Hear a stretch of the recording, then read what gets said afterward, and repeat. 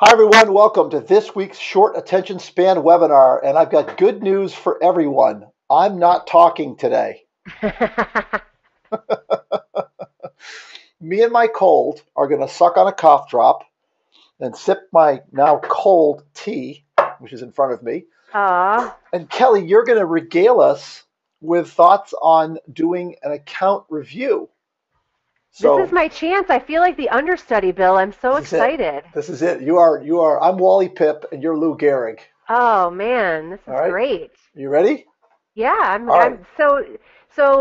I feel like this is a really strong topic, and I talk to a lot of my customers about it, and I'm always shocked at how few organizations actually do this and do this well, which is the concept of an account review. So obviously the main goals of doing an account review are to get in front of your customer in a way that isn't, it doesn't have anything to do with any particular piece of business, but is just, this is why you do business with us. We're awesome. You're awesome.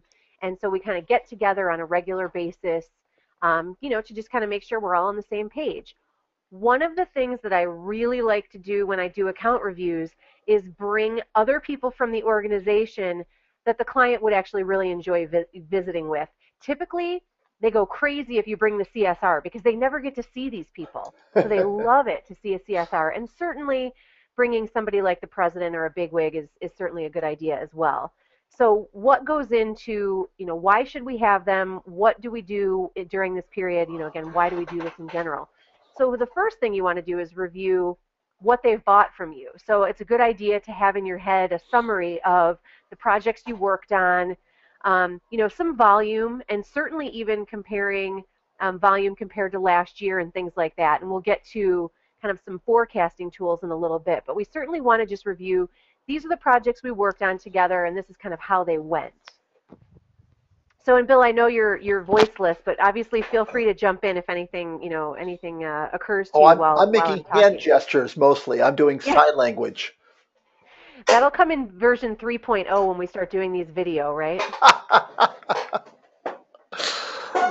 So another very important component to this is metrics. So what was your on-time delivery percentage? What was your error rate?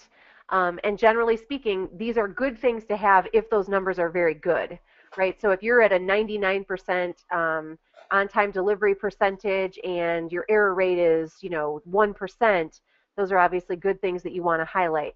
Now, some organizations might not have these figures, so you might have to, you might have to kind of work with your MIS system or your accounting system to see if there's any metrics that can be pulled out of your system. Or generally speaking, maybe you've kind of been keeping track overall, and you can kind of discuss this in less specific terms, but more in terms of, again, it's kind of the review of the projects and how they went. And obviously, at any time during these conversations, you want to be inviting the client for, to provide feedback, any data that they have. Some organizations themselves might keep some data on this as well. So another very important one, and this goes a long way, is any particular circumstances in which you really help them out of a jam, where you brought particular ideas to the forefront that resulted in positive positive results for them. This is a really good time to brag, but also kind of highlight the collaborative nature of your relationship. So it's really good to use a lot of we language here. Remember when we sat down in March and we discussed this program that you had going on, launching in the summer, and these were the ideas that we brought to the table, and things like that.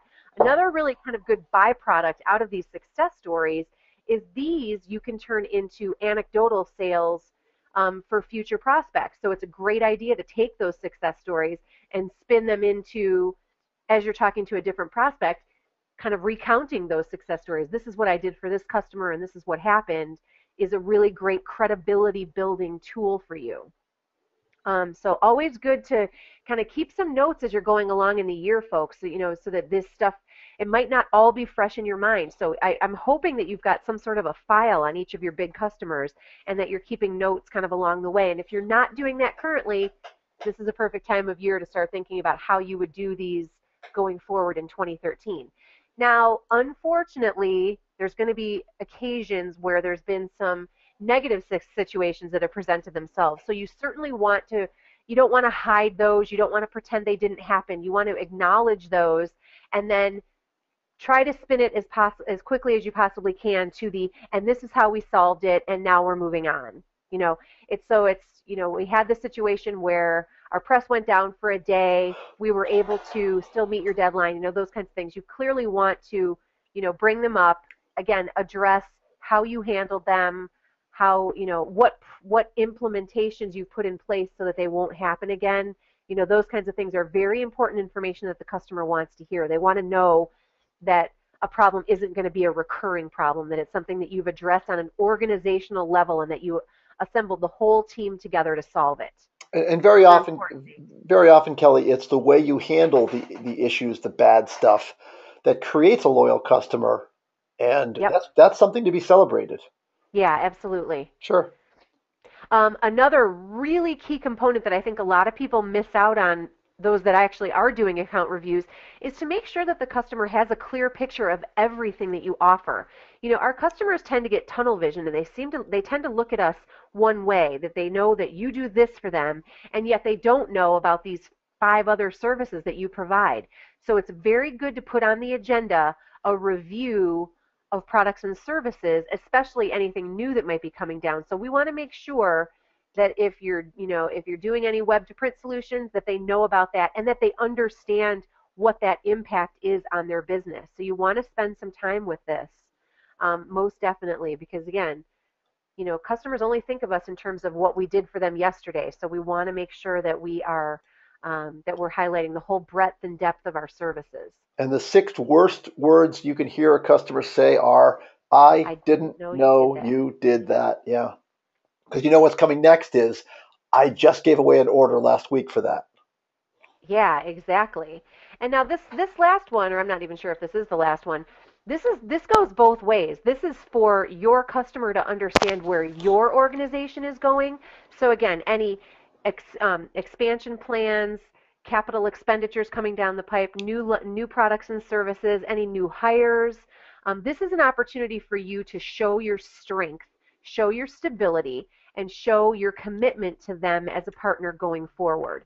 Now, on the flip side of that, it's a great idea to invite them to share with you their company vision, what their plans are, and where they see themselves going, so you can figure out where you fit into that equation. So again, this where we're going is a two-way street. And whenever possible, I would like to go into one of these meetings with some kind of a leave behind, hopefully something that's customized to them, that again highlights that we're printers, we put ink on paper, and that highlights some of this stuff so that they can refer back to it if they need to. Certainly something that again leaves some impact, shows your professionalism, shows your commitment.